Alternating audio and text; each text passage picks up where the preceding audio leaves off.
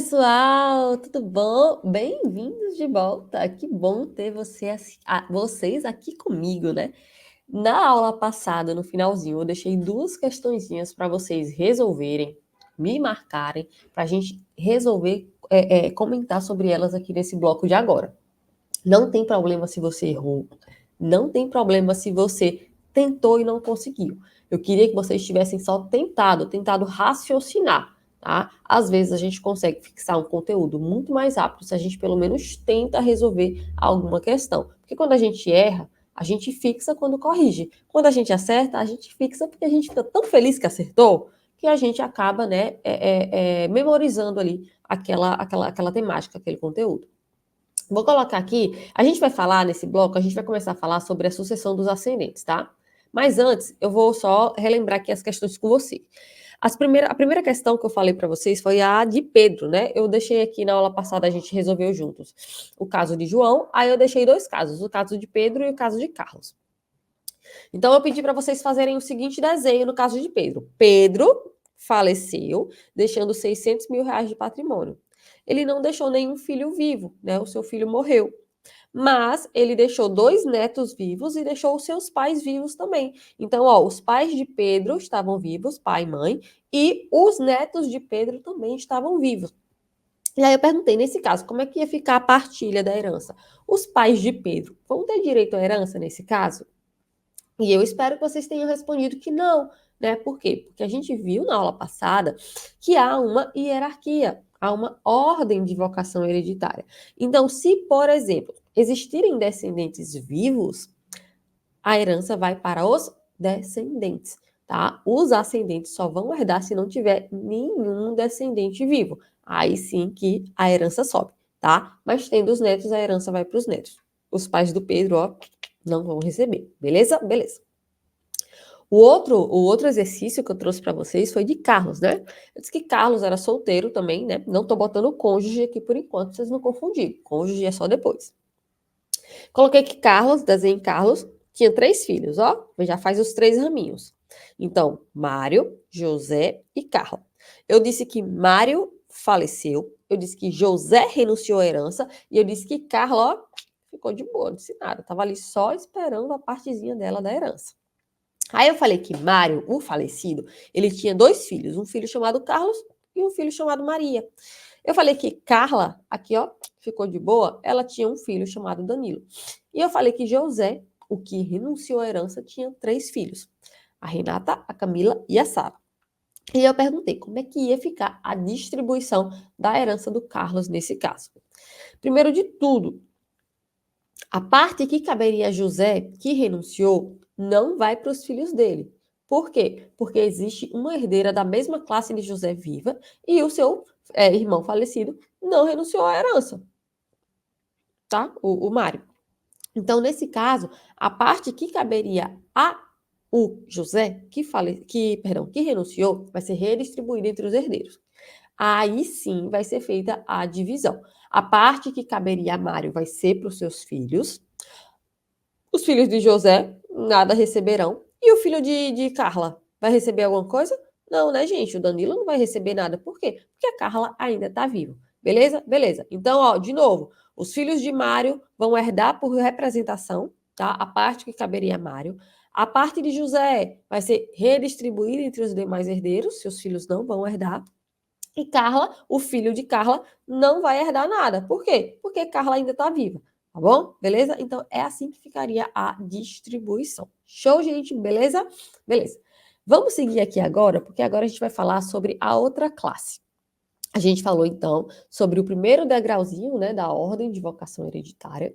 Agora a gente vai falar sobre a sucessão dos ascendentes, que são aqueles que vão receber a herança, só vão receber a herança se não tiver nenhum filho do morto vivo, tá? Vamos ler aqui comigo o que está na tela para vocês. A sucessão dos ascendentes é um princípio do direito sucessório que determina como os ascendentes, os pais, os avós, os bisavós, herdam o patrimônio de um falecido na ausência de descendentes, os filhos, os netos, os bisnetos. Essa sucessão segue regras específicas para garantir uma distribuição justa e ordenada do patrimônio, beleza? Primeira regra, gente, que eu quero falar com vocês é a regra de igualdade entre ascendentes, tá? Todos os ascendentes de uma mesma classe, eles vão ter direitos iguais à sucessão, tá? Nenhum tipo de discriminação. Então, por exemplo, antigamente tinha aquela história do filho fora do casamento, tinha aquela história do filho adotivo, né? Eles não tinham tantos direitos assim. Da mesma forma, o pai, né, daquele filho fora do casamento, o pai que era adotivo, a mãe que era adotiva, também não tinha tantos direitos assim, tá? Isso faz parte ali da história do direito de família. Hoje em dia, né, um filho adotivo vai gerar para o pai adotivo os mesmos direitos sucessórios que um filho biológico, tá? Todos os ascendentes, eles devem ser tratados de forma equitativa, beleza, gente? Independentemente da natureza do vínculo familiar, tá bom? Olha aí o artigo 1834. Os descendentes da mesma classe têm os mesmos direitos à sucessão de seus ascendentes, tá? Uma outra regra que eu quero conversar com vocês é que o ascendente mais próximo afasta o mais remoto.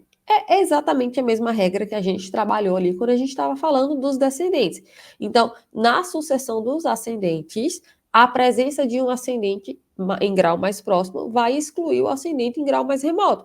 Então, se eu morro deixando meus pais vivos, os meus pais estando vivos, os meus avós não vão herdar, tá bom? Da mesma forma que se os meus avós forem chamados para herdar, meus bisavós não vão herdar. Beleza? Isso aí é o que está, ó, no 1836 do Código Civil. Na falta de descendentes, são chamados à sucessão os ascendentes em concorrência com o cônjuge sobrevivente. Parágrafo 1º. Na classe dos ascendentes, o grau mais próximo exclui o mais remoto, sem distinção de linhas.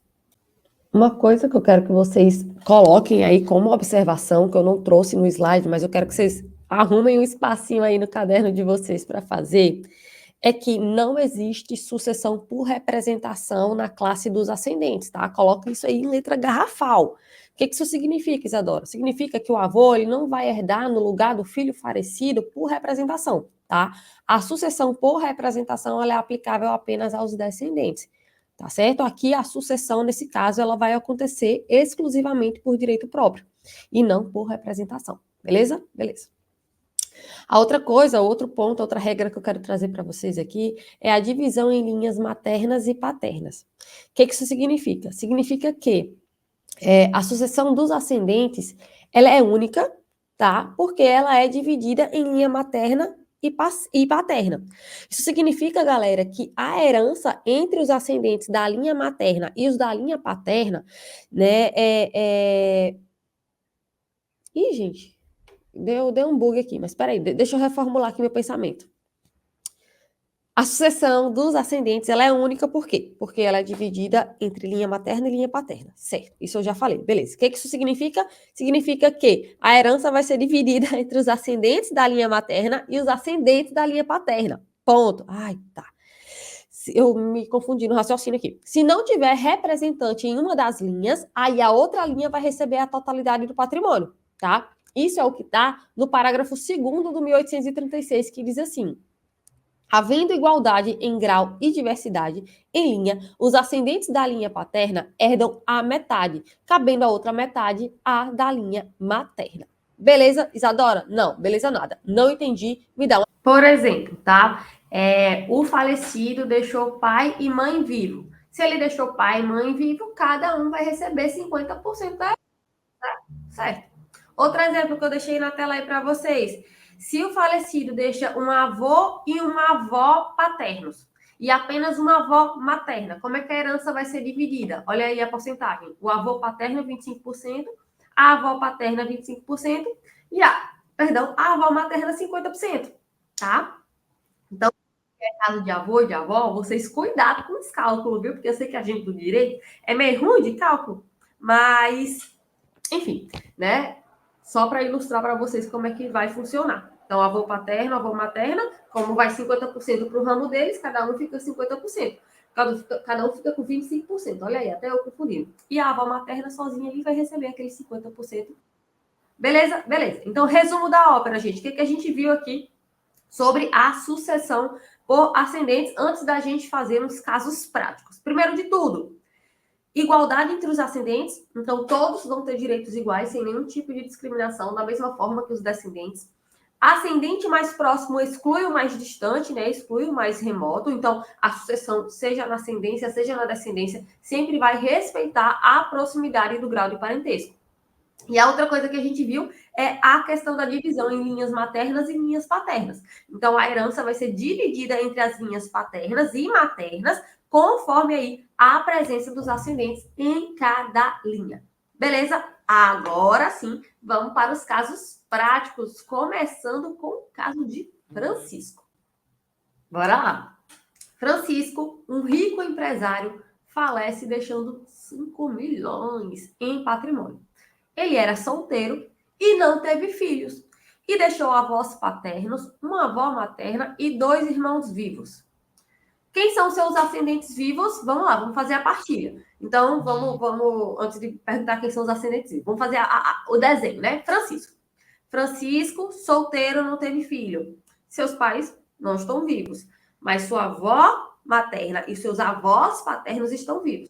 Além disso, ele tem 2 irmãos, né? Parentes em linha colateral vivos. Como é que vai funcionar a partilha? Primeiro de tudo, a gente tem que ver quem são os ascendentes vivos. Então, avô e avó paterno e avó materna. E ele tem também 2 irmãos. Só que, gente, de acordo, né, com o que a gente vem estudando aqui, não tem descendente, não tem cônjuge, aí sim que a herança vai para os ascendentes. Então, beleza, tudo certo. A gente verificou aqui que não tem filho, não tem esposa, vai subir. Subiu para os ascendentes, beleza. A herança vai ser agora dividida em linhas maternas e paternas. Por quê? Porque isso está descrito no 1836 do Código Civil que a gente acabou de ler. Então, a gente viu que o patrimônio total dele é de 5 milhões de reais. Como é que a gente vai fazer essa divisão em linhas maternas e paternas? Tá, então na linha paterna, ele tem o avô paterno e tem a avó paterna.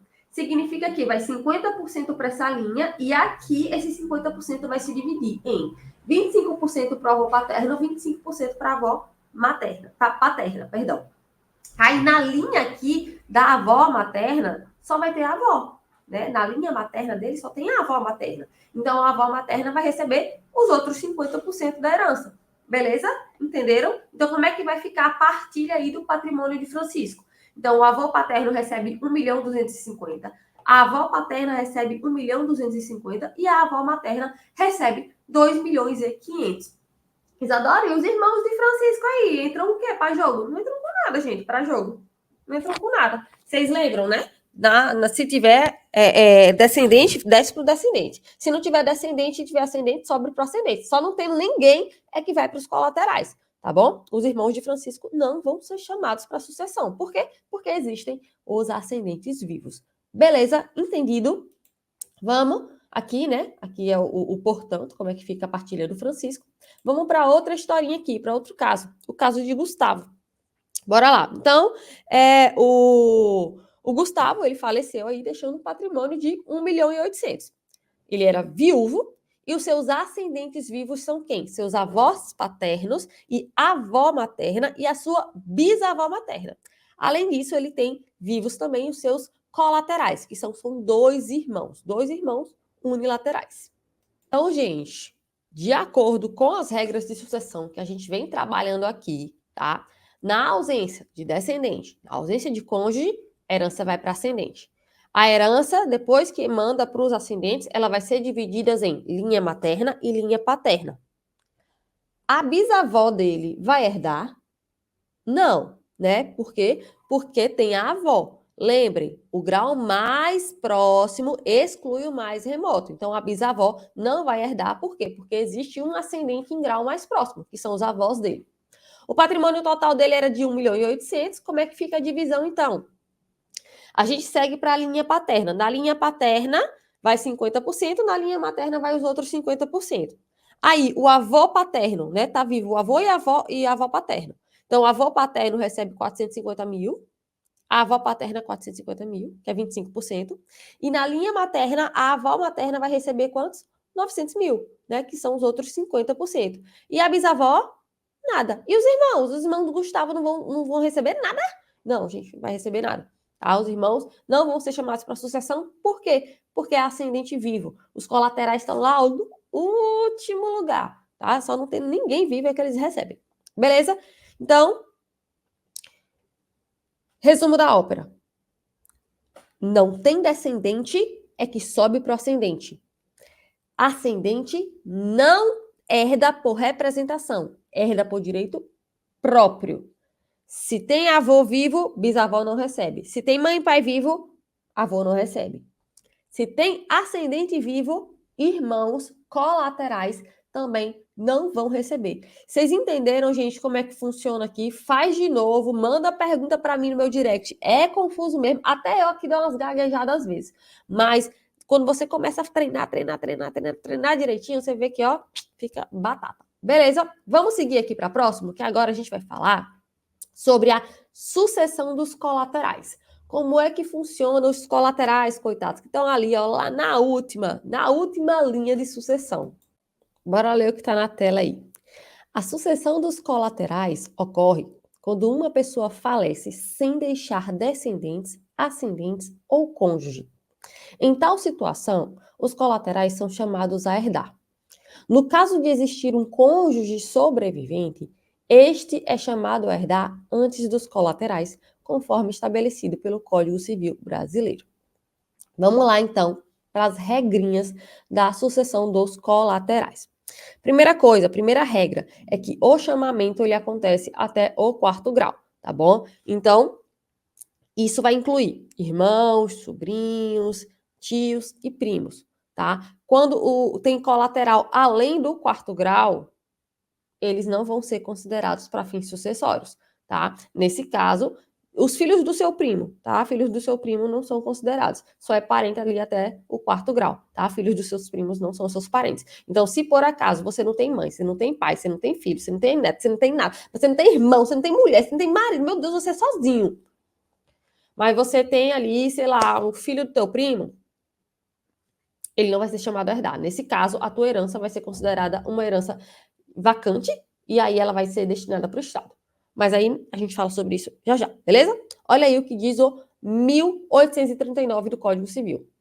Se não houver cônjuge sobrevivente nas condições estabelecidas no artigo 1830, serão chamados a suceder os colaterais até o quarto grau. Até o quarto grau. Acabou. Ninguém mais é chamado. Tá bom? Segunda regra é a preferência e a exclusão, tá? Entre os colaterais é a mesma coisa. Os mais próximos sempre vão excluir os mais remotos, a não ser que exista aí um direito de representação que é concedido ali aos filhos dos irmãos do falecido, né? No caso são os sobrinhos. Olha aí o 1840 que fala para vocês. Na classe dos colaterais, os mais próximos excluem os mais remotos, salvo o direito de representação concedido aos filhos de irmãos. Beleza? Outra regra aqui, preferência entre sobrinhos e tios, tá? Então vamos lá. Gente, o que é isso aqui? Embora sobrinhos e tios eles sejam colaterais em terceiro grau, a lei sempre vai dar preferência aos sobrinhos ao invés dos tios, porque presume-se que eles tenham um vínculo maior de afeto. E de fato, eu tenho um vínculo maior de afeto com a minha sobrinha do que com meus tios. Então, obviamente, eu preferiria que a minha herança fosse para minha sobrinha e não para os meus tios, eu quase não tenho contato. Entendeu? Então, em que pese eles estejam na mesma linha, terceiro grau, sempre vão ser, né? Vai ser preferido entregar a herança ali do falecido para o sobrinho dele, tá bom? Um outro ponto é a igualdade entre colaterais de quarto grau. Na questão do quarto grau, não tem preferência legal, tá? Todos os parentes em quarto grau, eles vão herdar em partes iguais. Então, lembra, a questão da preferência é só os parentes de terceiro grau, que são tios e sobrinhos, em que sobrinhos vão ter preferência. Casos de colaterais de quarto grau, ó, não tem preferência, todos vão herdar igualmente, beleza? O outro ponto que eu quero falar com vocês é o direito dos irmãos bilaterais e unilaterais. Vamos ler, então, o 1841 e o 1842, que já já eu explico para vocês. Vamos lá, 1841. Concorrendo à herança do falecido, irmãos bilaterais com irmãos unilaterais, cada um destes terá a metade do que cada um daqueles herdar. 1842. Não concorrendo à herança irmão bilateral, herdarão em partes iguais os unilaterais. Isadora, pelo amor de Deus, eu já consegui entender mais ou menos aí que bilateral é aquele irmão por parte de mãe e pai, e unilateral é irmão só por parte de pai e irmão só por parte de mãe. Mas eu não entendi nada que esse artigo quer dizer, me explica? Explico, bora lá.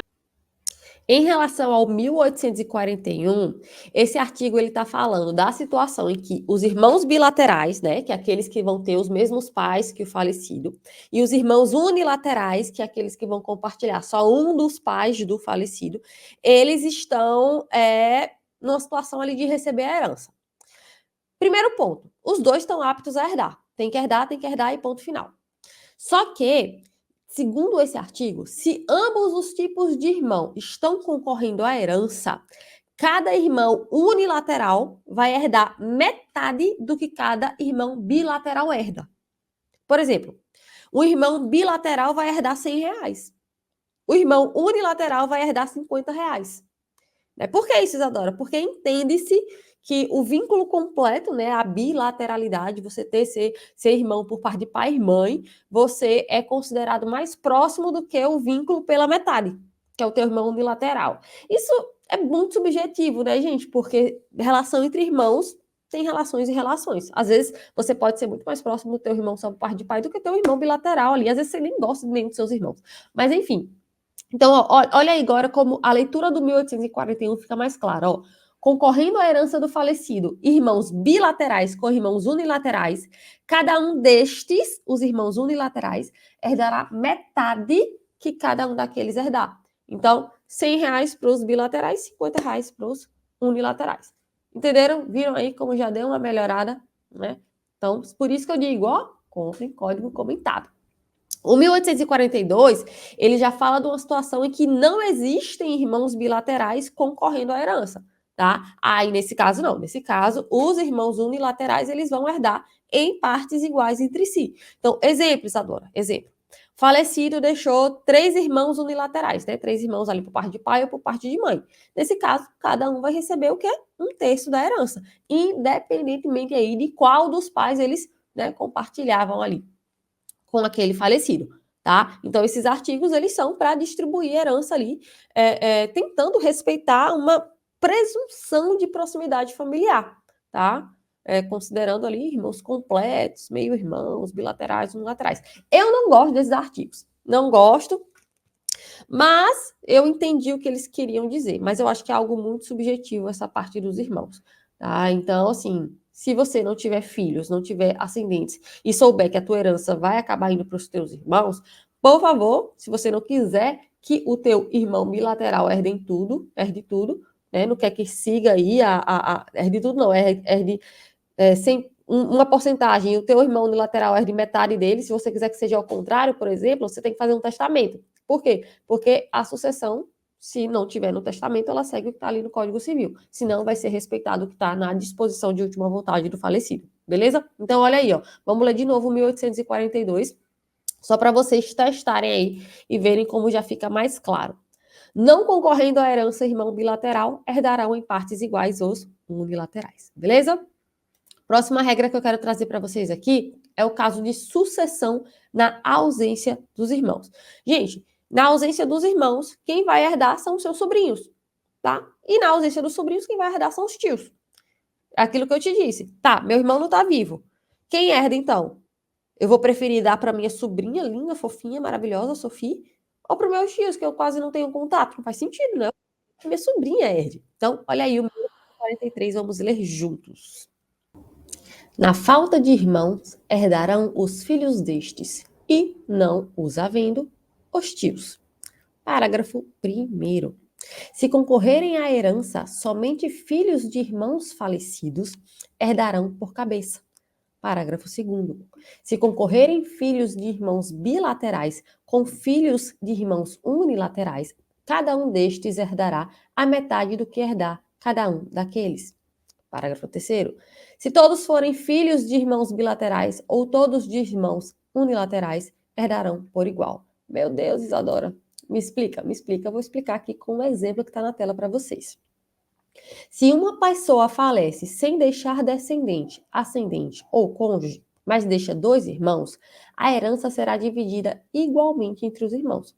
Se houver apenas um irmão bilateral e 2 irmãos unilaterais, o irmão bilateral herdará o dobro do que cada irmão unilateral herda. Exemplo 2. Se uma pessoa falece sem deixar descendentes, ascendentes ou cônjuge e deixa apenas sobrinhos e tios, os sobrinhos herdam em preferência aos tios. Se concorrerem sobrinhos bilaterais e unilaterais, cada sobrinho unilateral herdará a metade do que cada sobrinho bilateral herda. Então, vocês entendem aí agora com exemplo, né? Então, essa sucessão dos colaterais, ela segue uma ordem escrita de chamamento até quarto grau, tá? É quarto grau de parentesco e ponto, tá? E aí existem, né, essas preferências, claro, em relação aos parentes de terceiro grau, já para garantir uma distribuição justa do patrimônio, tá bom? Então, ficamos aqui, a gente falou, né, sobre a herança para ascendentes, colaterais. Na próxima aula, no próximo bloco, a gente vai falar sobre a sucessão do cônjuge em concorrência com os descendentes. E aí depois a gente faz todo um bolo aqui, faz umas atividades com todos esses tipos de sucessão. Belezinha? Beijinho e até lá.